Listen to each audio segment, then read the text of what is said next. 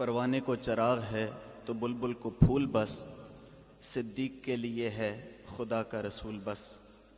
حضرات محترم، یہی جناب سیدنا صدیق اکبر کی کتاب زندگی کا عنوان ہے اور آپ کی ساری شخصیت اسی عنوان کے گرد گھومتی نظر آتی ہے۔ حضرات محترم، جب محبت درجہ کمال پہ پہنچ جائے تو طبیعت میں اور مزاج میں ڈھل جاتا ہے۔ اسی لیے حضرت سیدنا صدیق اکبر کا یہ خطبہ اس بات پر شاہد و عادل ہے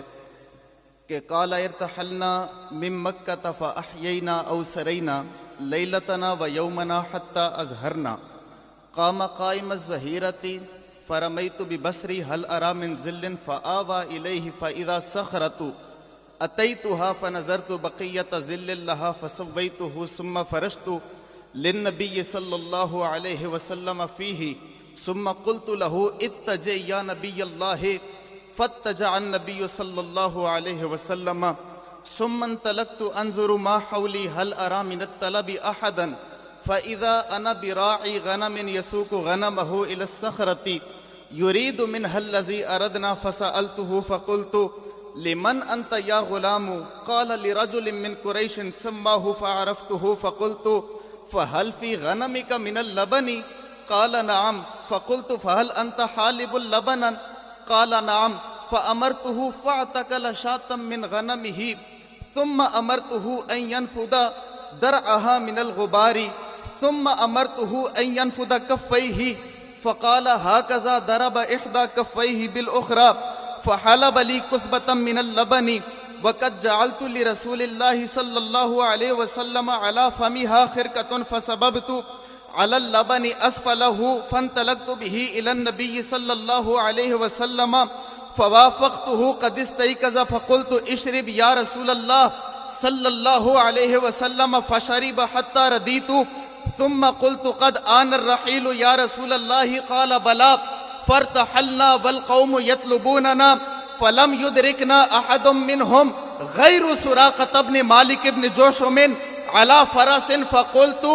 هذا الطلب قد لحقنا یا رسول اللہ فقال لا تحزن ان اللہ معنا۔ حضرات محترم، جناب سیدنا صدیق اکبر کی زندگی میں اپنا کچھ بھی نہیں رہا تھا۔ رنگ روپ کو دیکھا جائے، جمال کمال کو دیکھا جائے، اخلاق و آداب کو دیکھا جائے، سب کچھ میرے آقا کریم صلی اللہ علیہ وسلم کا نظر آتا تھا۔ صدیق اکبر کی شخصیت ایک آئینہ تھی جس میں سیرت امام الانبیاء کا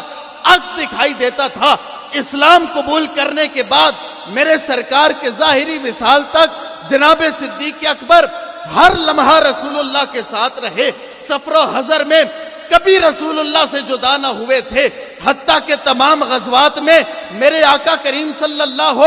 علیہ وآلہ وسلم کی خدمت اقدس میں حاضر رہے، یہاں تک کہ غار ثور میں 3 دن اور 3 راتیں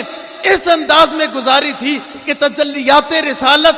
بلا شرکت و بلا واسطہ جناب صدیق اکبر کی ذات والا صفات پر منعکس ہو رہی تھی، اور رسالت کی خوشبوؤں سے جناب عتیق کا دل و دماغ مہک رہا تھا۔ انوار رسالت جناب خلیفہ بلا فصل میں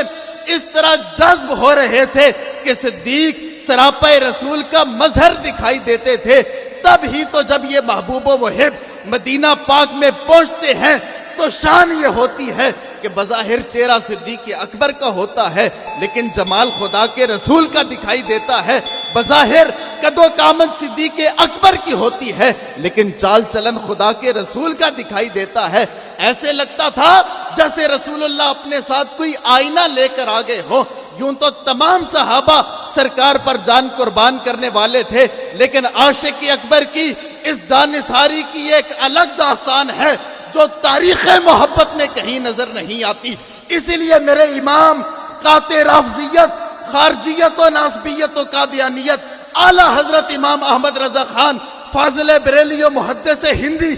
آپ فرماتے ہیں کہ صدیق بلکہ غار میں جان اس پہ دے چکے، اور حفظ جان تو جان فروز غرر کی ہے۔ اور اسی نقشے کو سامنے رکھ کر لاہور کا کلندر کہتا ہے کہ پروانے کو چراغ ہے تو بلبل کو پھول بس، ارے صدیق کے لیے ہے خدا کا رسول بس۔ وما علینا الا البلاغ المبین۔